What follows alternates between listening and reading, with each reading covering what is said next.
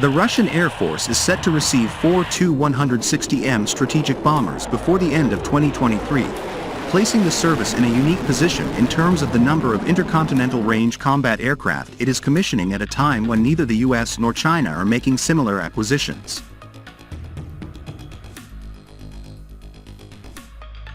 The Air Force is expected to field 70 Tu-160M bombers, with production reported in January to be set to undergo significant expansion. The first Tu-160M made its first flight in January 2022, and is an enhanced variant of the Soviet Union's most capable strategic bomber class, the Tu-160, which first entered service in 1986.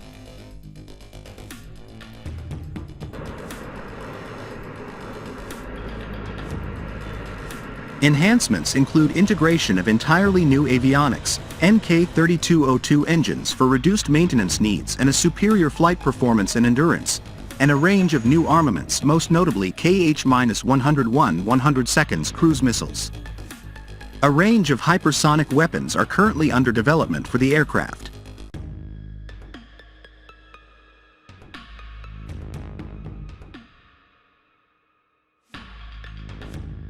While the Soviet Air Force was initially expected to field approximately 100 Tu-160s when production was scheduled to conclude in the 2000s, the state's disintegration cut the program short and left the bulk of the fleet in Ukraine, which went on to destroy much of it under pressure from the West.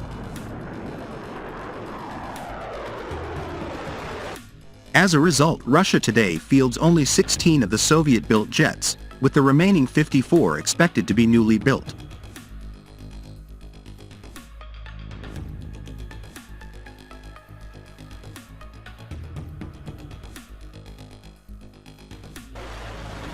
The Tu-160 is the largest and fastest bomber class in the world, and is currently widely considered the world's most capable.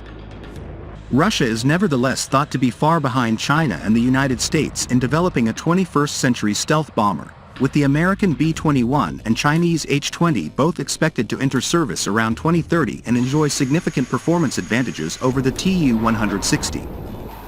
Delays to Russia's own program to develop a next-generation strategic bomber, the PAK-DA, are thought to have been a key reason why the decision was made to invest in resuming production of the Tu-160.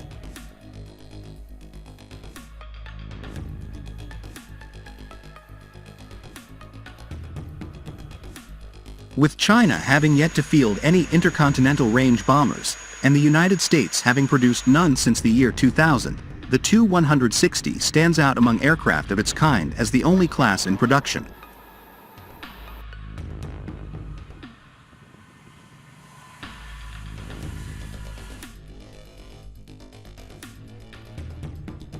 The aircraft's global reach is particularly critical for post-Soviet Russia due to the lack of an ocean-going surface navy, as the USSR had previously been able to rely on assets such as destroyers and cruisers to project power overseas. Tu-160s have accordingly frequently played important roles in political signaling despite their small numbers. Operations have ranged from patrolling the Arctic or Indian Ocean and striking insurgent targets in Syria to conducting shows of force in Venezuela and most recently launching precision strikes against targets in Ukraine.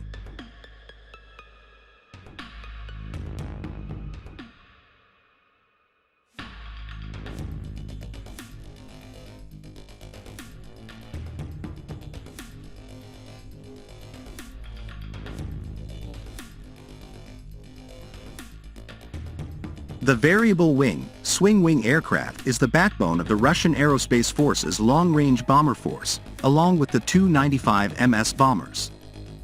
The Russian Air Force, RUF, has used these bombers in the ongoing conflict to strike targets deep inside Ukraine.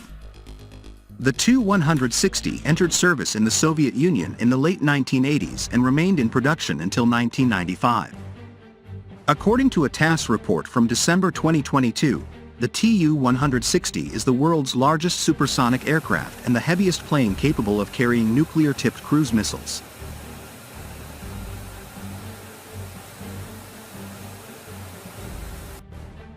The Tu-160M upgrade is being implemented in two stages, the first of which included the removal of some older systems, such as bomb sighting systems, and the installation of the new K042K1 navigation system and ABS-U201 autopilot. The Air Force has been using this Tu-160M1 type since late 2014. The updated NK-32 engines, named NK-3202, the new Novella NV1.70 radar, a computerized glass cockpit, contemporary communications and anti-jamming gear, and contemporary conventional and nuclear weaponry are a part of the second Tu-160M2 phase.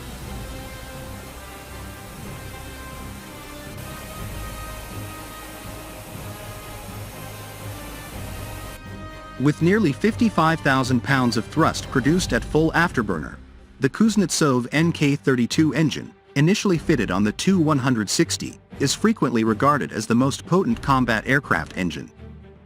The Tu-160M is reportedly armed with X-101 family cruise missiles with conventional, high-explosive, cluster, volumetric detonating, and nuclear, X-102, warheads.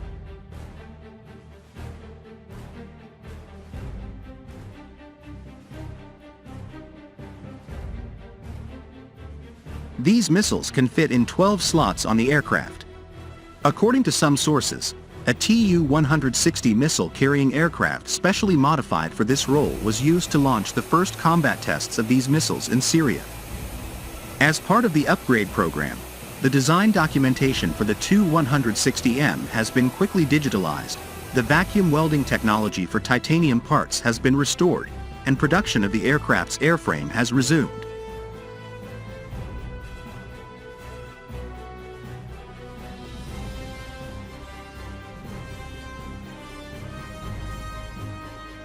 The upgrade to the Tu-160M is being carried out in two stages. The first involves removing some outdated components, such as bomb sighting systems, and installing the new K042K1 navigation system and ABS-U201 autopilot. This Tu-160M1 model has been in use by the Air Force since late 2014.